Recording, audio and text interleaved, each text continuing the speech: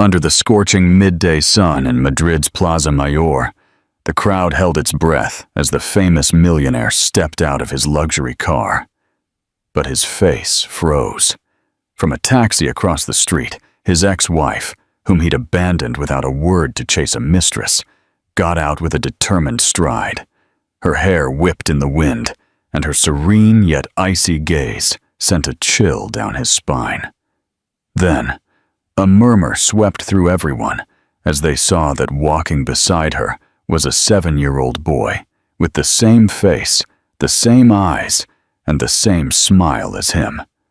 She held the little boy's hand tightly and advanced directly toward him like a verdict. The past never sleeps, and now the price to pay was just beginning.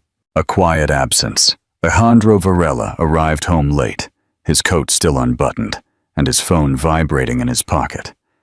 In the hallway, the scent of wax and fresh-cut flowers mingled with a silence that belonged not to a young home, but to a museum. He turned on a lamp, left his keys on the console, and saw a bowl of soup on the dining table, covered with a plate, still warm. On the fridge, a post-it note from Isabel said she had gone to rest for a bit. It was almost 10:30, the usual dinner time in Madrid, but that time, so typical of the city, had become an excuse in his house. Every night seemed to justify itself.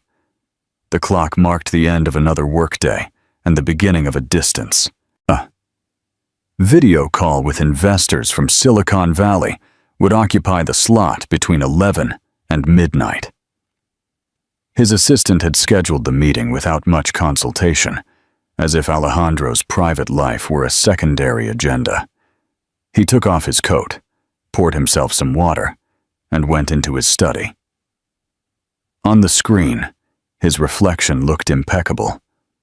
Dark suit, light shirt, that millimeter-precise haircut that gave him an air of unalterable order. He adjusted the camera, checked the neutral background, and prepared his international business smile. Before connecting, he looked toward the hallway to see if he could hear footsteps. But the house remained still. Isabel had been sleeping poorly for months. The pregnancy was going well, according to her doctor, but the nights were long and the days a bit heavy. When she heard Alejandro arrive, she waited a few minutes to see if he would come into the room. He didn't. She carefully got up, put on a robe, and crossed the hall barefoot. She found him with his back to her, headphones on, speaking English and moving his fingers as if playing a piano. She got close enough to hear scattered words. Return, round, closing. He saw her in the corner of the screen and raised a hand to greet her without breaking the conversation. Isabel, with a gentle gesture, placed a hand on her belly as a response. She went back to the kitchen, warmed up the soup for herself, and by instinct served another cup that she left covered. Marina appeared the next day with a dress she had just finished. She carried it in a garment bag, delicate and cheerful, with a print that seemed to promise Isabel outings that didn't exist. Marina gave her friend 2 kisses on the cheek and offered a smile that the years had not eroded. She also brought freshly baked bread from a Malasaña bakery and a small box of anise-flavored donuts. They sat in the kitchen with a jug of water and some lemon slices. They talked about names, cribs, and breastfeeding schedules. Isabel mentioned that Alejandro was coming home late, that he slept little, and that his phone no longer knew silence. Marina listened with that attention that doesn't interrupt. In the end, she suggested they go out one day for hot chocolate and churros at a cafe on Serrano Street with outdoor heaters. At this time of year, people enjoyed the blankets the waiters offered, and the steam from the cup seemed like a sign of life. Isabel laughed, accepted the idea, and promised to let her know. That afternoon, Alejandro reviewed reports for hours. When he finally stopped, he noticed a weariness in the back of his neck that he didn't remember from his 30s. When ambition and body once moved at the same speed, he now felt his head was ahead and his heart was left behind. He peeked into the bedroom to ask Isabel if she wanted to go out to dinner. She was sleeping on her side, with one hand on her belly and the other under her pillow. The bedside lamp was on with an open book. Alejandro turned off the lamp, arranged the comforter, and stayed for a minute looking at his wife's profile, trying to remember the last time they had strolled without a hurry. Maybe one afternoon in the Retiro Park, before video conferences took over Sunday. He closed the door carefully. He didn't want to wake her. In the kitchen, he again found the soup she had left for him.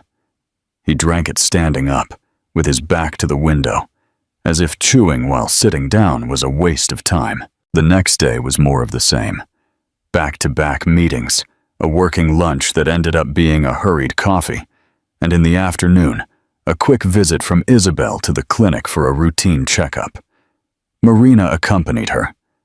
The two came out with good news and a prescription for rest, low salt, and short walks. On the way back, they stopped at a cafe with a zinc counter, one they had known since university. The waiter called them by name and served them 2 cortados and a slice of tortilla.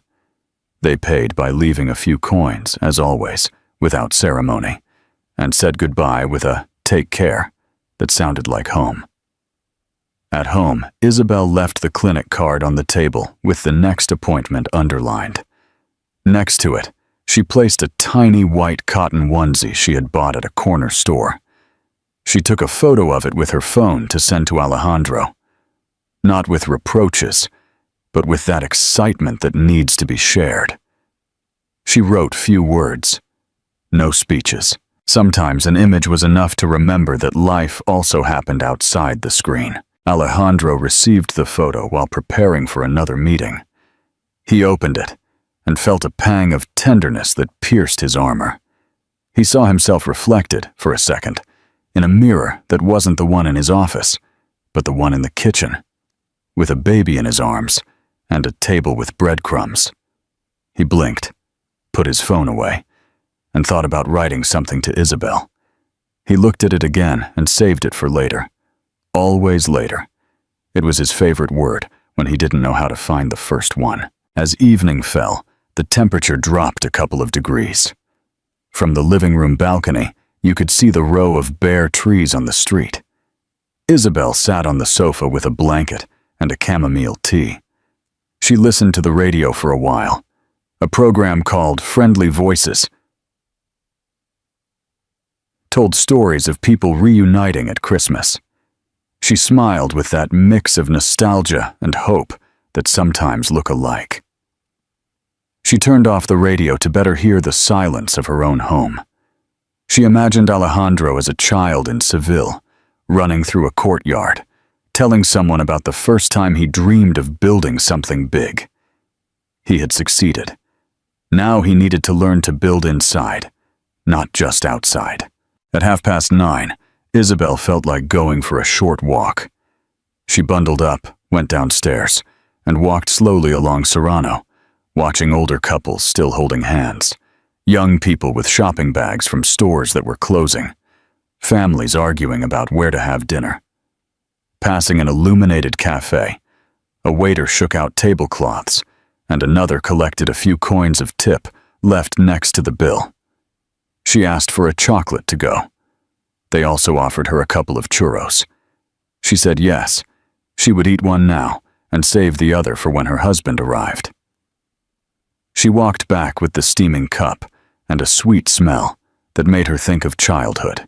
Alejandro was in front of his computer again. On the street, a car braked and someone spoke loudly. But from the study, the world often seemed soundless. He received a message from his team with an attached document and downloaded it. He read it in one go. Then, for no clear reason, he opened the photo folder on his phone. He saw the image of the white onesie again. He zoomed in and focused on the tiny stitching, the button, the fragility of the things that truly hold a life together. He closed his eyes. He promised himself that when the 11 o'clock call was over, he would go to the room. He would wake Isabel up just to tell her they had done the right thing, that this future deserved a new agenda. He didn't know that sometimes fate walks in through the same door that willpower walks out. Isabel arrived home with the chocolate already lukewarm. She went upstairs slowly, left the cup in the kitchen, and rested her forehead against the window pane. The streetlights seemed to move to their own rhythm. She placed her hand on her belly and spoke softly to herself. "You're doing well," she told that version of herself that sometimes doubted. Then she turned off the light and stayed, looking at the reflection of her silhouette in the darkness. The wall clock chimed twice. The sound of an elevator and then a door closing on another floor was heard. The world went on as always. She took a deep breath, went back to the living room, and sat down again by the window. Alejandro took a break between emails to glance at the living room. He saw the cardboard cup on the counter and smiled. He thought about warming up the chocolate and taking it to the room. A brief vibration distracted him. He looked at the screen. He didn't recognize the number. He hesitated for a moment. He opened the message. Isabel stays watching out the window. Meanwhile, in another part of the city, Alejandro receives a message from a woman named Lucia. "See you tonight at the Prado." Do you think Alejandro is genuinely trying to reconnect? Or is he just succumbing to the pressure of a new phase of life? The unspoken promise. Under the warm lights of the Prado Museum, the low murmur of high society mingled with the soft notes of a string quartet. Guests arrived in dark coats and neatly tied scarves. They handed invitations with their names to the door staff and passed through the lobby where the marble shone, as if it held a secret. Alejandro Varela greeted them with a slight nod.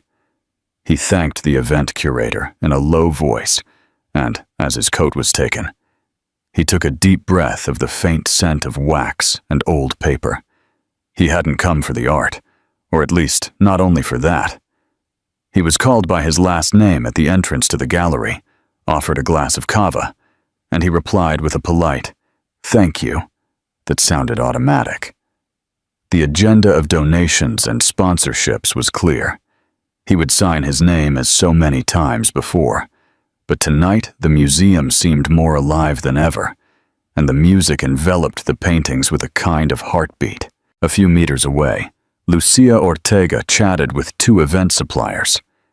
She wore a red dress that drew attention without being loud, a simple hairstyle that revealed the nape of her neck, and small earrings that caught the light. When she saw him, she said goodbye with a smile and headed towards him with a confident stride. "Good evening, Alejandro," she said, and the way she pronounced his name sounded like an old agreement that had yet to be signed. He returned the greeting with courtesy and a spark of curiosity he wouldn't want to admit out loud. They exchanged a few phrases about the setup, commented on the generous attendance of patrons, and the naturalness with which Madrid adopted the custom of late dinners, even in museum spaces. Then, Lucia leaned toward a Goya painting and, without looking at Alejandro, made a light joke about the irony that resides in certain portraits. He laughed more than he should have, not because of the joke itself, but because of the relief of talking about something other than investment rounds. They walked through the gallery at a leisurely pace, greeting an elderly couple who recognized Alejandro from the business news with a good evening, and stopping in front of a canvas where the brushstroke seemed to breathe. Lucia avoided talking about her personal life with such a polished naturalness that it invited questions. She revealed almost nothing except that she liked a job well done and couldn't stand improvisation at an event. As they walked, he noticed how the conversation found a parallel melody to the quartets, as if each comment about a painting opened a crack through which a breeze of complicity entered. Sometimes Lucia looked at him sideways with a calculated calm.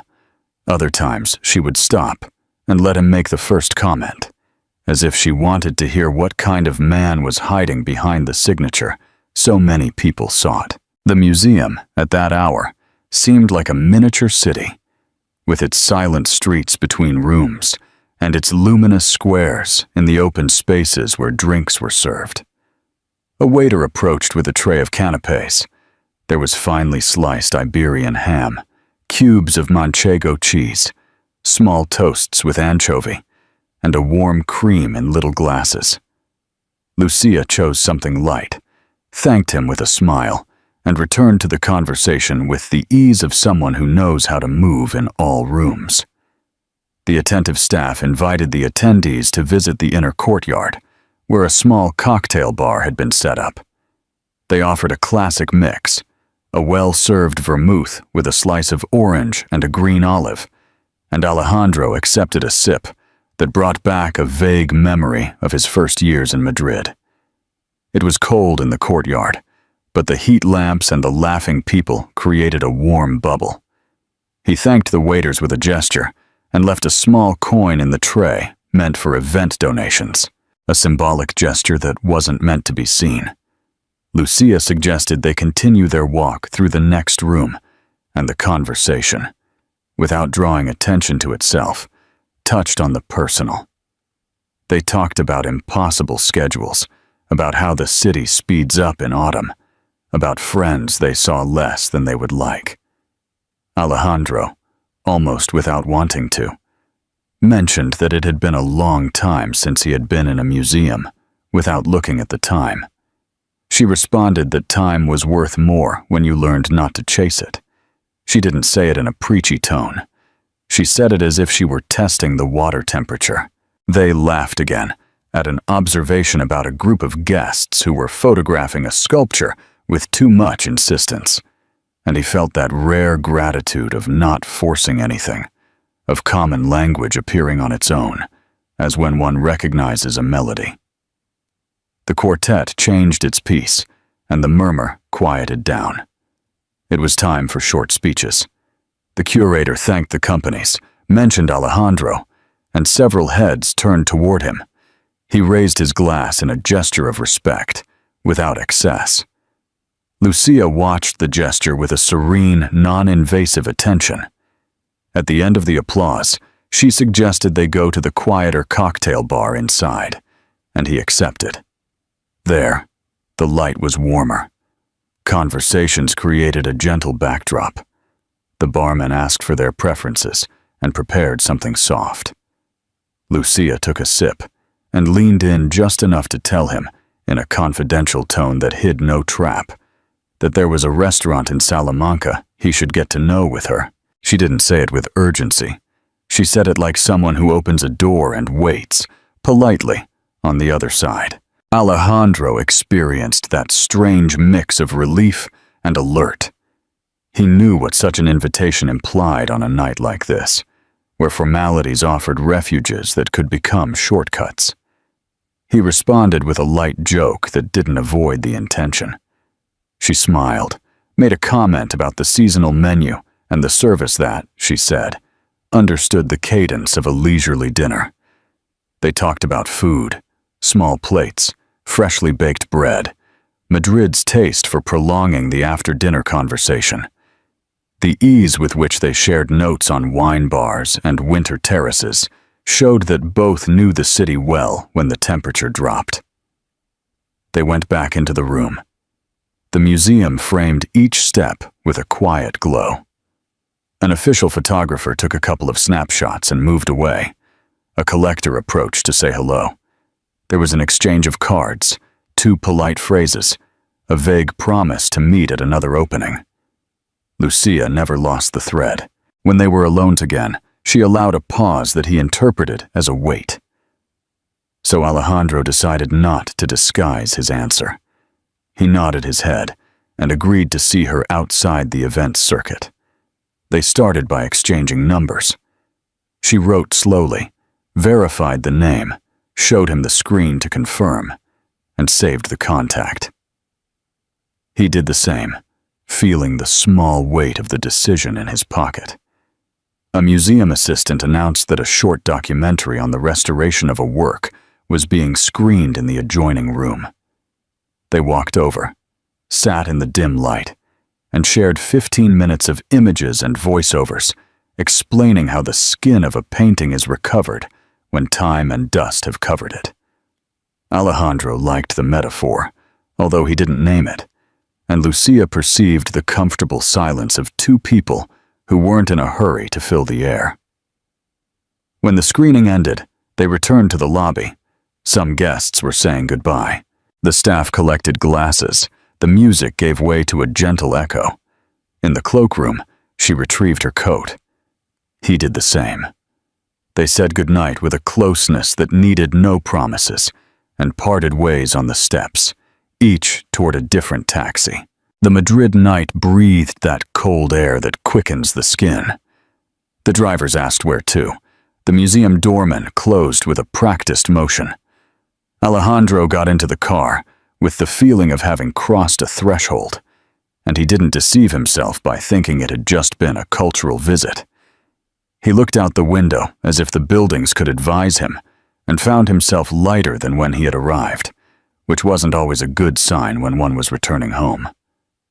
In the seat, his phone vibrated with minor notifications that he ignored for a few minutes. Lucia, in her taxi, looked at the lights of the Paseo del Prado and allowed herself a gesture of discreet satisfaction. The driver was listening to a late-night radio show. The hosts talked about the concert scheduled for the weekend, and the city seemed to rock. As Lucia drove away, Alejandro received a message from Isabel. "Good night, the baby kicked today. Is this a missed opportunity for Alejandro, or is it a new beginning? How do you think the news about the baby will affect his choices?" An unspoken challenge. The next morning dawned in Madrid with a clear sky and a cold air that invited a brisk walk.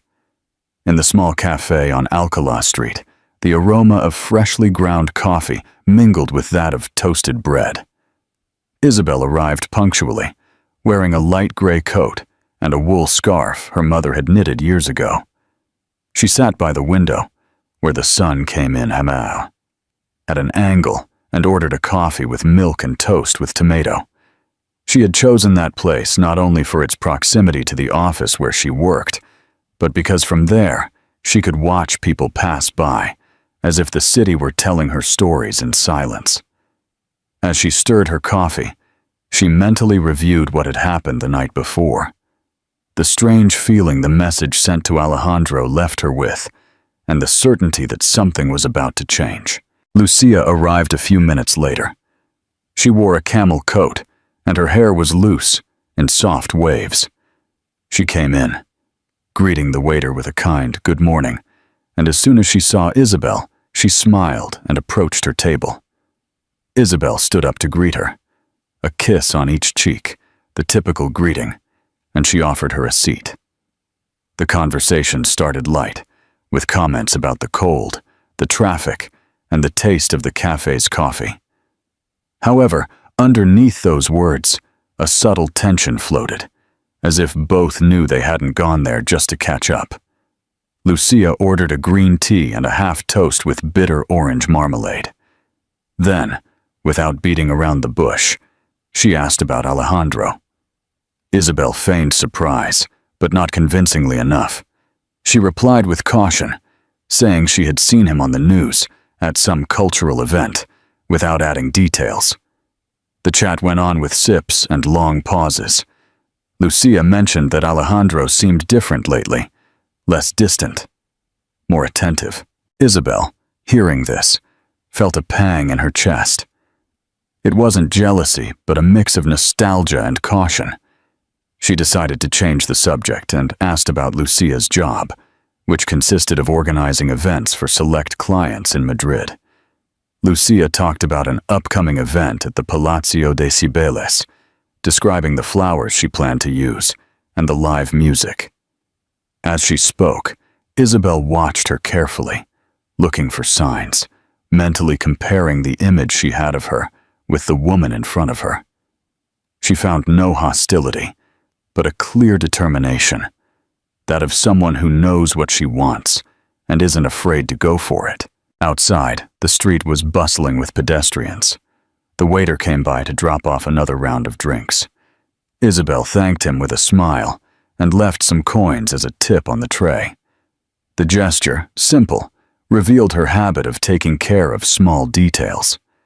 At that moment, Isabel's phone vibrated on the table. It was a message from Alejandro asking if she was free for lunch. Isabel looked at it for a few seconds before replying with a brief, "I can't today. Another day." She put the phone away and noticed how Lucia, without apparent intention, had followed the movement with her gaze. They made no comment, but the silence that followed had a weight that neither wanted to acknowledge. Lucia resumed the conversation with a comment about the approaching Christmas holidays. She said that Madrid in December had a unique charm, with the lights on Gran Via and the markets in Plaza Mayor. Isabel nodded, remembering years when those walks were as a couple. She promised herself not to let melancholy dictate the tone of the meeting. So she talked about family plans, about her mother, who insisted on making homemade roscón de reyes, and about how in her neighborhood they always organized a small parade with music and hot chocolate for the children. Lucia listened with genuine interest, and for a few minutes, the conversation seemed to be freed from any tension. But soon, reality peeked out again. Lucia, in a tone that was meant to be casual, asked if Isabel was still in contact with Alejandro for personal matters. Isabel, looking out the window, replied that life sometimes forced people to cross paths, but that it didn't mean anything. The tone was calm, but her hands, clasped around her cup, revealed the opposite. Lucia didn't insist. She changed the subject to the restoration of a historic building where her company worked, describing with passion how each tile was cleaned by hand and how the artisans were careful not to lose a single original detail. Isabel let herself be carried away by the description, even asking about the suppliers, as if that way she could keep the conversation away from uncomfortable topics. The waiter offered them homemade sweets. Lucia chose a piece of almond cake. Isabel preferred not to have any more. The midday light began to fill the cafe, and some tables were left empty. It was time for each of them to go their separate ways. They got up, bundling up, and walked together to the door. Outside, the cold air made them adjust their scarves. Isabel said she had to go back to the office. Lucia mentioned that she had to meet with a supplier in the Salamanca neighborhood. They said goodbye with a handshake more formal than the initial greeting, a clear sign that the conversation had left more questions than answers. As Isabel walked away down the sidewalk, she felt that the conversation had stirred something she would have preferred to leave still. She knew that Lucia was not a direct threat, but also that any link to Alejandro could alter the fragile balance she had achieved in her life. She walked to the subway, wondering if she should tell her mother about this encounter or keep it to herself. For her part, Lucia watched Isabel walk away and stood for a few seconds at the cafe door, as if she wanted to memorize the scene. Then she turned and walked in the opposite direction, mentally reviewing what she had said and what she had kept silent. On the corner, a street musician played a soft melody on his guitar. The sound mingled with the noise of the cars and the city's murmur. Isabel, going down the subway stairs, once again felt the weight of the not quite answered message from Alejandro. Lucia, walking toward her appointment, allowed herself a small smile, not of victory, but of recognition. Something had moved. Neither of them knew yet where that current would take them, but both had a feeling that it would not be easy to ignore. In the subway, the train arrived with its metallic roar, and on the street, the winter light reflected off the facades, as if Madrid were ready to witness it all. What do you think is Isabel's biggest concern right now? The potential for a new relationship between Alejandro and Lucia, or the disruption to her carefully built new life? A second chance. That afternoon, Madrid's sky was covered with low clouds that foreboded rain. Alejandro, after an exhausting day in his office on Paseo de la Castellana, decided he needed a moment of fresh air and clarity before returning home. He walked aimlessly until he found himself in front of the old bookstore where he used to go as a young man, a place he hadn't visited in years. The window display showed luxury editions of Spanish classics, along with old maps and sepia postcards. He went in. He greeted the owner with a slight nod and began to walk through the narrow aisles, stroking the spines of the books as if they were old friends. He wasn't looking for anything in particular, but the calmness of the place helped him organize thoughts he had been avoiding for weeks. Among them, the insistent presence of Isabel in his memory, and the uncomfortable memory of his last conversation with Lucia, in which, without meaning to, he had hinted that he still thought about his ex-wife. As he flipped through a volume of poetry by Antonio Machado, he heard his name. It was Enrique, a university friend he hadn't seen in at least a decade. The greeting was warm, with a long hug and slaps on the back. They caught up quickly, talking about work, their families, how the city had changed. Enrique, learning that Alejandro was alone, insisted on inviting him to dinner that night at his house, where his wife and some mutual friends would also be. Alejandro hesitated, but finally accepted, thinking that such an evening might distract him from the tensions that had been haunting him lately. Dinner at Enrique's house was cozy. A spacious apartment in Chambéry, decorated with wooden furniture and warm rugs. The table was set with care, candles lit, and glasses of red wine waiting to be filled. The conversation flowed between anecdotes and laughter, but Alejandro, although he smiled and participated, felt a persistent knot in his stomach. During the second course, Enrique mentioned in passing that he had seen Isabel a few days ago at a charity event. He said it without malice, but it sparked the curiosity of the others present. They asked if he and Isabel still spoke, if there was a possibility of reconciliation. Alejandro responded with evasiveness, saying that time had passed and that each of them was going their own way. However, those words rang hollow. He knew they weren't entirely true.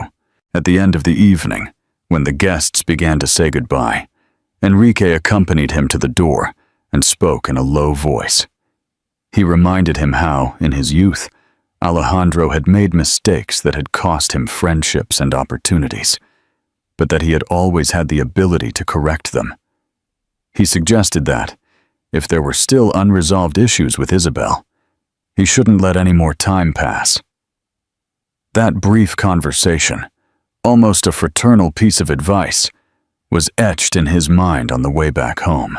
The rain had started to fall, fine and constant, tinging the illuminated streets with reflections. Alejandro, instead of calling a taxi, decided to walk. He passed by Plaza de Colón, with its flags waving in the damp wind, and continued until he reached a small cafe that was still open. He went in, ordered a black coffee, and sat by the window, watching people run for shelter. He took out his phone, hesitated for a few seconds, and then wrote a message for Isabel. "We need to talk. Just a few minutes, when you can." He didn't send it immediately. He saved it in drafts and reread it several times, as if he feared the words were too much or not enough. As he drank his coffee, he remembered the first time he met Isabel at a book fair in Plaza Mayor. She was flipping through a volume of poetry, and he approached her to recommend an author. The conversation led to a walk through the city that ended in an impromptu dinner. That naturalness and closeness had been lost over the years, replaced by silences and reproaches. He wondered if any of that was left in them, or if time had erased everything. Leaving the cafe, the rain had stopped, and a fresh scent filled the air. Alejandro walked to his apartment in the Salamanca neighborhood, went up the stairs slowly, and stopped in front of the door. Before going in, he took out his phone and, without thinking any further, sent the message he had left in drafts. He closed his eyes for an instant, as if expecting an immediate reply. But silence was his only companion. Inside, he turned on a floor lamp and poured himself a glass of wine. He sank into the sofa, mentally reviewing the last few weeks. The casual encounter with Lucia, Enrique's words, and, above all, the image of Isabel smiling at some event, oblivious to his thoughts. He knew that approaching her meant reopening wounds, but he also felt that not doing so would be a burden that was already becoming unbearable. That night, as the city fell into a silence, interrupted only by the distant hum of traffic, Alejandro made a decision that he knew would set the course for the days to come. He didn't know if Isabel would agree to see him, or what she would say if she did. But he was clear that he had to try. The fear of failure was great, but greater was the certainty that there was still something to be said. Inside, a mix of anxiety and hope began to take shape, like a faint thread that might perhaps weave a bridge between what they were and what they could become. When he turned off the light and got ready for bed, his phone was still silent. There was no reply from Isabel. However, that lack of an answer didn't completely discourage him. He knew that sometimes words take time to find their moment, and that patience might be his best ally. Outside, the moon appeared between the clouds, dimly lighting the wet streets, and in his mind, the echo of Enrique's voice kept repeating, "Don't let any more time pass." What do you think is Alejandro's biggest fear in trying to reconnect with Isabel, and what would you advise him to do? A bridge to Toledo. The next morning, the sun rose with a gentle warmth that bathed the rooftops of Salamanca. Alejandro woke up early, more from restlessness than from habit, and prepared a strong coffee as the city slowly woke up. The silence of his apartment contrasted with the hustle and bustle of the street, where neighbors went to work, and the first customers entered the corner bakery. He checked his phone once more, looking for a reply that hadn't arrived. However, something inside him told him not to wait. He decided it was time to take a more concrete step. He took his car keys and drove to Toledo, the city where Isabel had lived since they separated. The road, surrounded by golden fields and gentle hills, allowed him to reflect on what he was going to say. He remembered the times they had traveled there together, walking through the cobbled streets and stopping for hot chocolate and churros in Zocodover Square. Those memories brought him a mix of nostalgia and melancholy. He didn't know if Isabel would receive him with crossed arms or with a cold look, but at least he wanted to show her that his intention was sincere. Upon arrival, he parked near the cathedral and walked to a small bookstore cafe where he knew she often spent her mornings. The place was decorated with wooden shelves, marble tables, and large windows that let in the light. The aroma of freshly ground coffee and old paper immediately enveloped him. Isabel was there, sitting by a window, with an open book and a steaming cup in front of her. Her hair, slightly tousled, fell over her shoulders, and she wore a burgundy scarf that he remembered well. Alejandro approached slowly, fearing that a sudden movement would break the moment. When she looked up, the surprise on her face was evident. She didn't smile, but she didn't ignore him either. With a slight gesture, she indicated the chair in front of her. He sat down, trying to hide his nervousness. The conversation began with short, almost formal phrases, questions about her health, work, the weather. Neither of them mentioned the past immediately, as if the weight of the years demanded a detour before entering delicate territory. It was Isabel who broke the circle. She asked why he had shown up without warning. Alejandro responded with honesty, confessing that he had been thinking about all that was left unresolved between them, and that he felt the need to talk, even if he didn't know exactly where to begin. She listened in silence, her eyes fixed on her cup. Then she told him that wounds don't disappear with just words, that time helps, but it doesn't erase. Her words were firm, but there was no resentment in her tone. Alejandro took advantage of that opening to talk about his mistakes, about the pride that had marked the last years of their relationship, and how, since their separation, he had understood what truly mattered. He wasn't trying to justify himself, but to acknowledge that he had failed. Isabel watched him with a mix of attention and skepticism. Finally, she told him that she had learned to live without expecting anything from him, and that she wasn't sure she wanted to stir up everything she had already rebuilt. The conversation was interrupted when a small child ran into the cafe, chased by his mother. The child tripped and was about to fall, but Alejandro got up and held him by the arm. The gesture was automatic, but as he sat down again, he noticed that Isabel was looking at him in a different way. She didn't say anything, but her eyes seemed to recognize a side of him that she thought was forgotten. They decided to go for a walk through the historic quarter.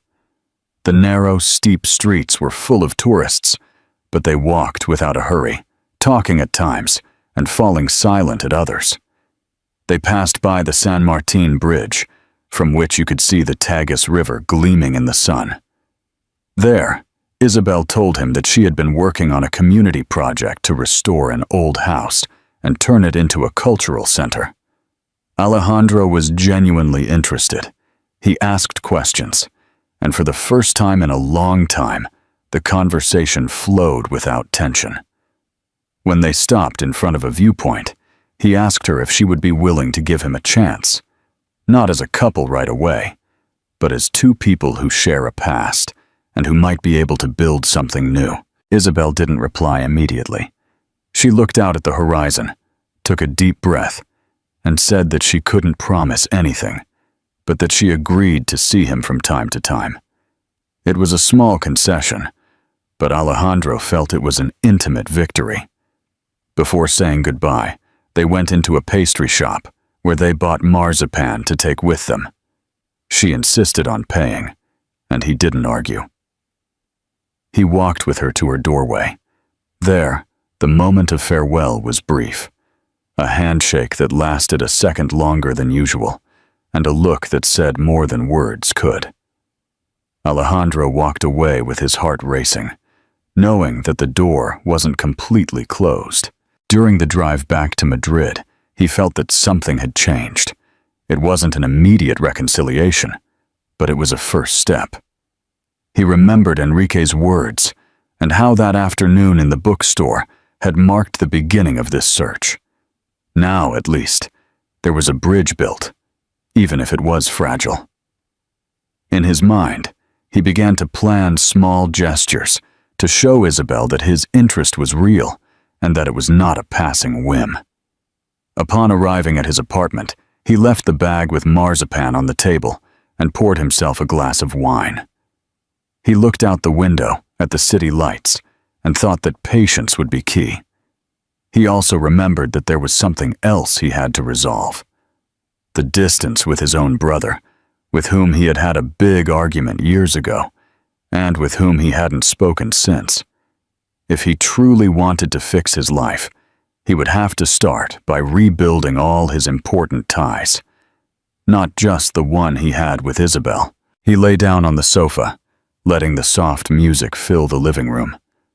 The echo of the conversation with Isabel still resonated in his head, along with the image of her in the cafe, with that burgundy scarf and the golden light entering through the window. He felt that there was still hope, and that, although the road would be long, it was worth traveling. At some point, before falling asleep, he decided that the next step would be to surprise her with a visit to that cultural center where she worked, not to impose his presence, but to show her that he was willing to share her interests and her world.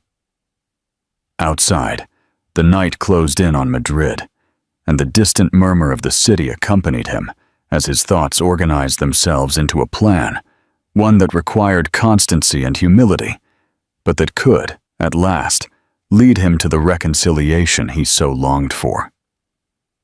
That night, as he got ready to sleep, his phone remained silent. There was no reply from Isabel. However, that lack of a reply did not discourage him. He knew that sometimes words take time to find their moment, and that patience would be his best ally. Outside, the moon appeared between the clouds, dimly lighting the wet streets, and in his mind, the echo of Enrique's voice kept repeating, "Don't let any more time pass." What do you think of Alejandro's approach of showing up unannounced in Toledo? Is it a bold, sincere move, or an intrusive one? Mending the past, the morning of that Sunday dawned luminous, with a clear sky and a fresh breeze that swept through the narrow streets of Toledo. Isabel was in the courtyard of the cultural center, reviewing some plans with 2 volunteers. The scent of jasmine and the murmur of the fountain's water created a peaceful atmosphere. However, inside, she was restless. Since her meeting with Alejandro days earlier, old emotions were mixing with a steely caution. She didn't want to allow a sudden illusion to disrupt the balance she had worked so hard to build. Alejandro, for his part, had gotten up early to prepare a surprise visit. In the car, he carried several boxes of materials he had obtained through a contact in Madrid, donated books, paints, brushes, and tools for restoring furniture. During the trip to Toledo, he mentally rehearsed what he was going to say. He didn't seek to impress with grand gestures, but to show genuine interest in the projects that were important to her. He arrived at the cultural center shortly before noon. The building, an old manor house of stone and wood, retained its original facade, although the interior was in full renovation. As he entered through the gate, he was greeted by the echo of voices and the metallic sound of tools. Isabel, seeing him, frowned slightly, surprised but not showing displeasure. She asked him what he was doing there. Alejandro smiled shyly and pointed to the boxes in his hands. He explained that they were donations for the center, that he had thought they might be useful for the cultural activities and workshops they organized. Isabel hesitated for an instant, but agreed to let him leave them in the storage room. While guiding him through the building, she told him about the restoration process. She showed him the library, where empty shelves waited to be filled with books, and the main hall, where scaffolding hung to repair the frescoed ceiling. Alejandro listened carefully, asking sincere questions about every detail. He wasn't trying to impose his opinion. He just wanted to understand and learn. At one point, one of the volunteers asked him for help moving a heavy piece of furniture. Alejandro, without hesitation, rolled up his shirt sleeves and helped. The gesture did not go unnoticed by Isabel, who was watching him from the corner of her eye. In the past, he would have considered that a waste of time, delegating any manual labor. Now, he seemed to enjoy it. After placing the furniture, he wiped the sweat from his forehead and smiled. And in that instant, Isabel felt a spark of something she thought was gone. They decided to take the break and went out to the courtyard. They sat on a stone bench with glasses of fresh horchata that one of the collaborators had brought them. Alejandro took the opportunity to talk about a memory from his childhood, how his grandmother used to organize family gatherings, where everyone helped prepare food and fix up the house. He confessed that he had forgotten that sense of community, and that, seeing Isabel work with her team, he had recovered it. Isabel listened with an attentive expression, but without committing with words. The calm was broken when one of the volunteers came in a hurry, saying there was a problem with a beam in the main hall. Alejandro and Isabel went together. The ceiling showed a crack that hadn't been there the last time they checked. Alejandro, remembering some notions of architecture he had learned in his work, proposed shoring up the area provisionally to prevent a collapse. With the help of others, he improvised a support and secured the structure. The tension dissipated when they confirmed that the immediate risk was under control. This practical action strengthened his position with the others. One of the volunteers commented that Alejandro seemed to know the trade, and he replied that he was only willing to learn and help. Isabel didn't say it out loud, but inside, she recognized that Alejandro's attitude was far from the distant and self-centered man she had known in the last years of their marriage.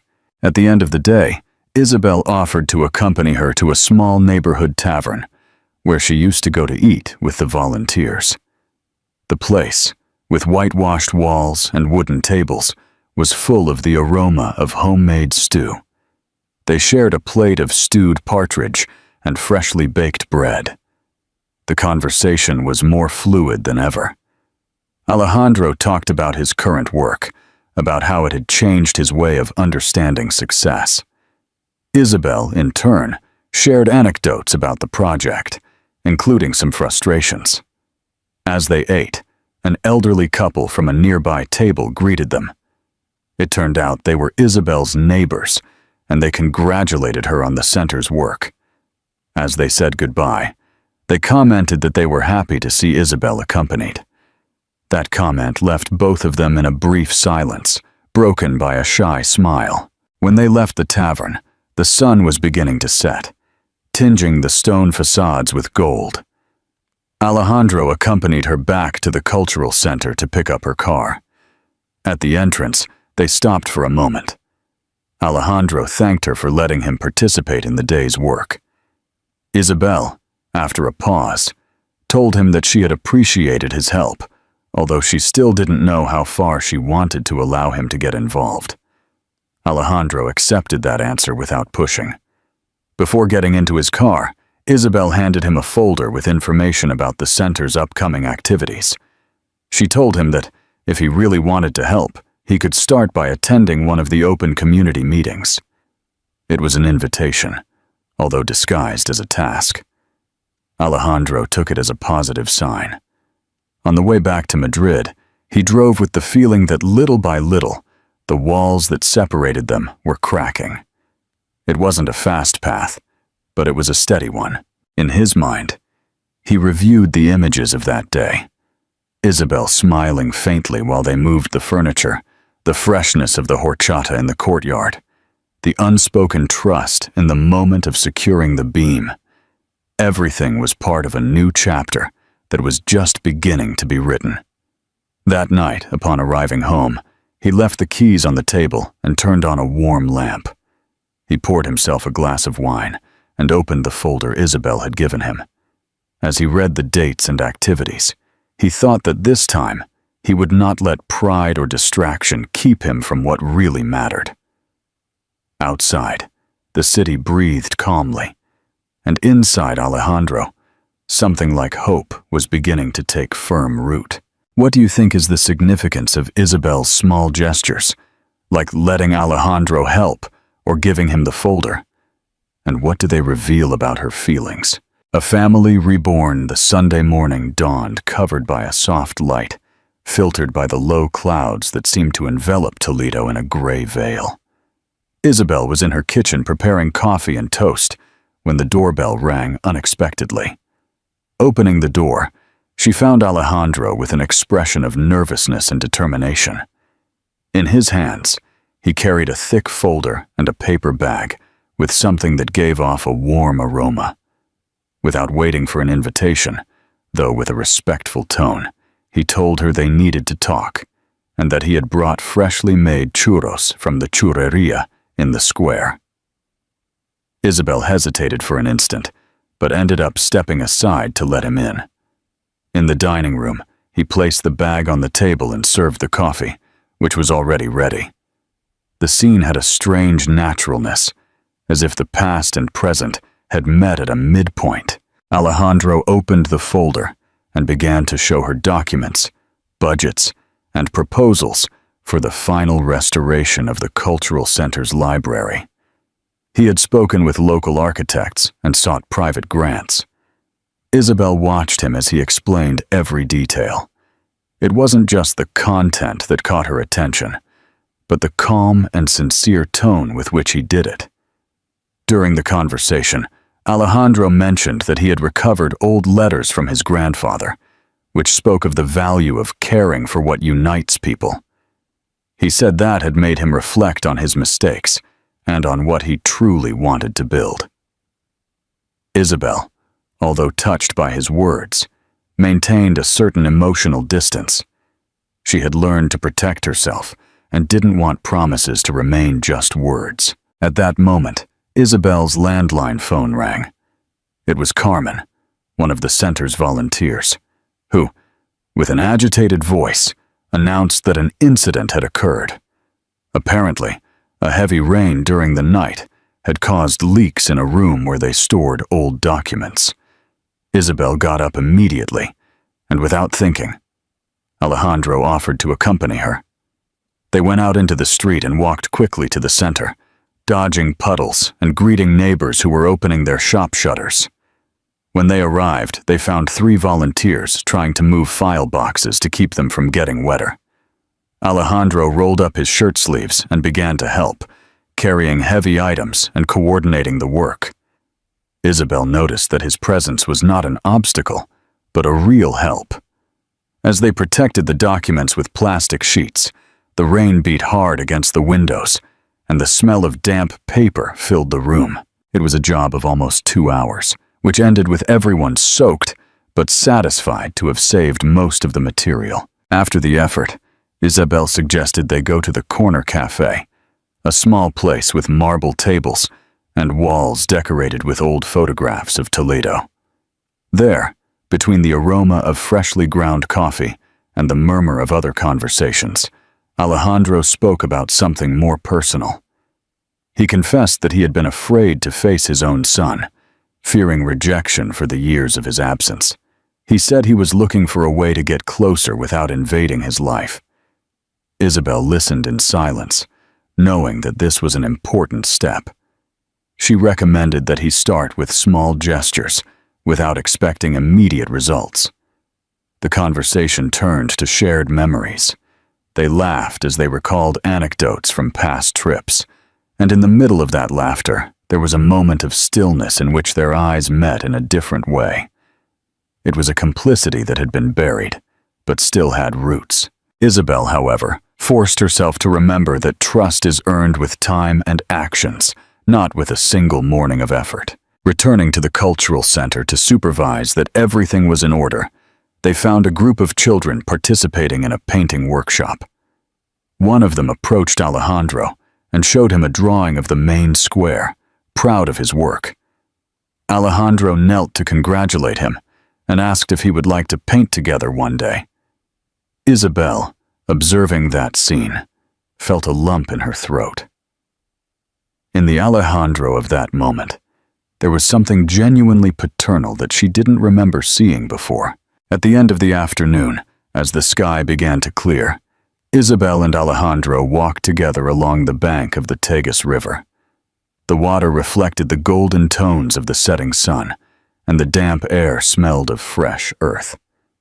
They walked in silence for several minutes, until Alejandro thanked her for allowing him to be present on such a significant day. Isabel, in a calm voice, told him that it wasn't a matter of allowing or not, but of letting his actions speak for him. Before saying goodbye in front of Isabel's doorway, Alejandro handed her a small notebook. Inside, he had noted dates for upcoming cultural events and a handwritten note. "I want to be here when you need me." Isabel didn't reply immediately. She put the notebook in her coat pocket and looked at him with a mix of caution and recognition. Then, with a brief nod, she said goodbye and closed the door softly. Alejandro stood for a moment in front of the house, feeling that every step he took to repair the past was also a step toward a future he didn't know if he would get, but was determined to seek. He walked through the cobbled streets of Toledo, now lit by streetlights, with the feeling that the day, though exhausting, had left a mark that would not be easily erased. That That night, Isabel sat at her desk, took out the notebook, and opened it. She reread the note, her fingers tracing the handwriting, and then closed it with a long sigh. Outside, the city slept, but inside her, a question remained awake. Was it possible that someone who had hurt her so much could, with time and constancy, become part of her life again? The morning in Toledo dawned with a clear sky and a fresh air that announced the beginning of spring. The city was preparing for the Corpus Christi festivities, and the streets were beginning to be decorated with flowers, colorful awnings, and carpets of dyed sawdust. Isabel, from her house window, watched the movement in the square. That day, she had decided to accompany her son, Javier, to a photography exhibition at the Cultural Center. She knew Alejandro would be there, as he was one of the event's sponsors, but she hadn't wanted to mention it so as not to influence her son's mood. When they arrived, the hall was full of visitors, and the murmur of conversations mingled with the soft music from a string quartet. The walls were covered with black and white images that portrayed everyday scenes of life in Castilla-La Mancha. Javier, with his camera around his neck, stopped to look attentively at each photograph, asking the author technical questions. Isabel watched him with pride, admiring his curiosity and sensitivity. At one point, Alejandro approached from the side, greeting them with a polite smile. He addressed Javier first, asking him what he thought of the exhibition. The young man replied cautiously, but without hostility, commenting that he liked the images that showed rural life. Alejandro took the opportunity to tell him that one of the most striking photos had been taken on the estate where he had grown up. Javier listened in silence, and although he didn't smile, he didn't move away either. Isabel perceived a small, barely perceptible, but important step forward. As they walked through the room, Carmen, the center's volunteer, joined them, commenting that a small tasting of typical products had been set up in the back patio. They all went out together, finding tables covered with white tablecloths and trays of Manchego cheese, Iberian ham, and glasses of local red wine. Alejandro poured a glass for Isabel and another for Javier, who accepted it with a brief gesture. The midday sun fell on the patio, illuminating their faces and creating a warm and festive atmosphere. It was in that environment that an old man, Don Ramon, a neighbor and friend of the family, approached to say hello. In a loud voice, he asked Alejandro if he had already talked to his son about those pending matters. The silence that followed was awkward. Javier frowned, looking at his mother, who in turn was looking at Alejandro, waiting for a response. Alejandro, somewhat uncomfortable, explained that Don Ramon was referring to the story of the library and the broken promises from years ago. Javier, in a serious tone, replied that promises are worth little if they are not kept. The tension could be cut with a knife. To break the moment, Isabel suggested that everyone return to the main hall, where a charity auction of photographs would begin to finance cultural activities. Javier, still serious, agreed to accompany them. During the auction, Alejandro surprised everyone by bidding generously for a photograph that showed the view of Toledo at sunset. When the auctioneer's hammer struck, he turned to Javier and handed him the work, saying he wanted him to have it as a symbol of new beginnings. The young man took the painting with a confused expression, not knowing whether to thank him or question the gesture. Leaving the event, Alejandro proposed taking them both to lunch at a nearby restaurant with views of the Tagus River. Isabel hesitated, but Javier accepted, perhaps out of curiosity. On the restaurant's terrace, while the waiter brought plates of manchegan migas and cod with garlic and olive oil, the conversation became more personal.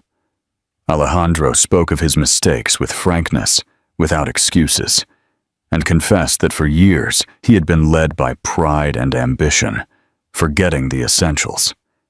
He said that his priority now was to rebuild bridges, even if he didn't know how long it would take, or if it would be entirely possible.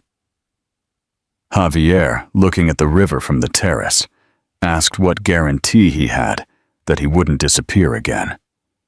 Alejandro took his time before replying that there were no absolute guarantees, only facts and consistency. Isabel watched them both, feeling that the conversation was a crucial, albeit fragile, step. The waiter served a typical dessert, toccinillo de cielo, and the atmosphere softened slightly. There was even a moment when Javier made an ironic comment, and Alejandro smiled without being offended. After lunch, they walked together along the promenade that bordered the river, where the shadows of the trees created a mosaic of light on the ground. Alejandro told an anecdote from his childhood, when he had fallen into the river while trying to catch a fish, and how his own father had rescued him. It was a simple story, but it suggested that he too had known the value of family protection. Javier said nothing, but Isabel noticed that he was listening intently. When they returned to the square, the decorations for the festival were almost finished. The flags waved in the wind, and the scent of fresh flowers filled the air. Alejandro said goodbye with a handshake and a brief kiss on the cheek for Isabel. He thanked them for the shared time and promised to stop by the library the next day to help with the preparations for a children's event. Javier, although he didn't give his explicit approval, didn't reject the proposal either. That night, Isabel thought about the small gestures of the day. There were no grand declarations, but there were signs of a real change. Inside, she knew that the road was still long and full of uncertainties. But for the first time in a long time, she felt that perhaps there was a possibility that the wound was beginning to heal. Outside, the city lights came on, and the murmur of neighbors preparing for the festival filled the air with a sense of community and hope. The morning in Toledo began with a warm sun that illuminated the ancient facades and made the cobblestones of the streets shine.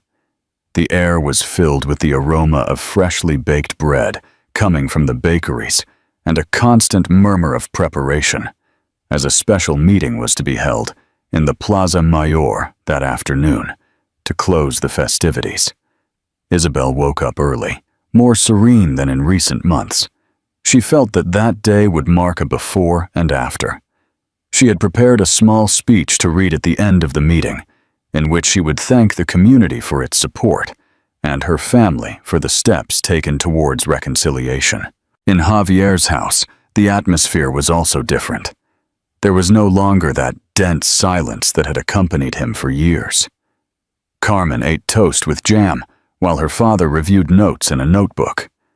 Alejandro had spent the night there for the first time since everything began, sleeping in the guest room. It wasn't planned, but the result of a long conversation the night before, in which, between memories and confessions, they had lost track of time. That morning, Alejandro offered to make coffee for everyone, and although the gesture was simple, for Javier, it had the weight of a renewed commitment. In mid-morning, the three of them headed toward the square. The cobblestones were decorated with garlands and tables set up to share food. Neighbors arrived with tortillas, empanadas, cured cheeses, and bottles of local wine. Don Ramon, as a good host, supervised that everything was in order. Seeing them arrive together, he smiled and commented that this was how he had always wanted to see them, united. During the first hour, the atmosphere was festive.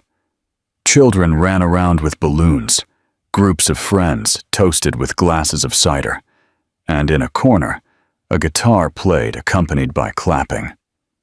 Isabel took the opportunity to talk to Marta, the woman who had found Alejandro's mother's letter. She thanked her again for the gesture and confessed that the letter had been a catalyst for opening a dialogue that had seemed impossible. Marta replied that sometimes the past is not a chain, but a key, if one knows how to look at it differently. When the time came, Isabel went up to the small, improvised stage to give her speech. She spoke of the importance of community, of how wounds could heal if there was a will, and that family was not always united by blood, but by acts and mutual care. Her words were met with sincere applause. Then Javier was given the floor, who, in a slightly nervous but firm voice, said that he had learned that forgiving was not forgetting, but deciding to move forward without carrying bitterness. Finally, Alejandro took the microphone. There was an expectant silence. He admitted his mistakes. He spoke of the absences that should never have happened, and promised that, from now on, his priority would be to take care of his own. When he finished, the three of them hugged before the emotional gaze of those present. The music returned to fill the square. Some began to dance sevillanas. Others approached to try the dishes arranged on the tables. Alejandro took it upon himself to serve wine to the older neighbors, while Javier helped set up some chairs for a group of elderly women who wanted to sit in the shade.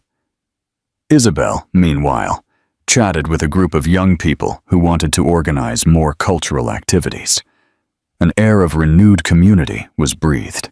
As evening fell, the sky was tinged with orange and pink tones. Streetlights were lit, softly illuminating the square. A group of musicians began to play popular songs that invited a sing-along. Alejandro and Javier, without planning it, found themselves next to each other watching the sunset. There was a moment of silence between them, broken only by Javier, who said that maybe it was time to stop counting the bad days and start building good ones. Alejandro nodded and replied that although he couldn't change the past, he could decide every step of the future. Before the celebration concluded, Don Ramon asked for a final toast. They raised their glasses, and he, in a clear voice, said that there is no family without stumbles, but there is also no family without attempts to get up together. The toast was followed by a general applause. Carmen, with her broad smile, hugged her father and her uncle at the same time, joining their hands as if she never wanted them to separate again. When the lights began to go out and the neighbors gradually left, Isabel, Alejandro, and Javier walked together down the cobblestone street toward home. They passed in front of the illuminated cathedral, whose walls seemed to hold centuries of stories of loss and reunion. Isabel felt that, in some way, they were now part of that silent tradition of second chances. Upon arriving home, Alejandro stopped for a moment before entering. He looked at his son and his niece and said he wanted to stay that night too, to help prepare breakfast together the next day. Javier, without hesitation, said that the door was open. There were no grand gestures or solemn promises, but in that instant, everyone knew that the real change was not in the words spoken in the square, but in those everyday moments that were beginning to be shared again. That night, while the last echoes of the party died down in the streets, a warm light remained on in that house in Toledo, a symbol of a home that, after so long, was once again beating in unison. And although they knew that there would still be challenges, they all knew that the important thing was to walk together, because the true strength of a family is not measured in what is never broken, but in what is rebuilt again and again. The gentle breeze of Toledo seemed to carry away the last echoes of laughter and music as the streets returned to their usual calm. The warm lights that remained on in some windows recalled that beyond the festivities, what was important had happened inside their hearts. After so many wounds and silences, those steps taken together in the square had sealed a new commitment, not based on grand promises, but on the daily will to care for and listen to each other. It was as if, after a long winter, spring had returned not only to the city, but also to a home that had been in shadows for too long. Deep down, the lesson that remained was simple and eternal. True love is not just feeling, it is repairing. And family is not measured by the absence of conflicts, but by the strength to rebuild what once seemed broken. Just like a lamp lit by the window on a dark night, a sincere gesture of reconciliation can guide the way back, even for those who thought there was no turning back. Today, as each person returns to their routines, there is a certainty that second chances are not found. They are built with patience and humility. Perhaps it is worth it for each of us to look around and recognize those small acts of affection that sustain us, because they are the ones that, without making a sound, keep the invisible fabric that defines us together. If this story has touched a chord in your memory or your present, share it with those you love, so we don't forget that it is always possible to mend a bridge, because, in the end, life is more like a square than a wall, a place where we can all meet again if we have the courage to approach. What do you think is the most important lesson Alejandro learned from this journey? What would you do differently if you were in his situation?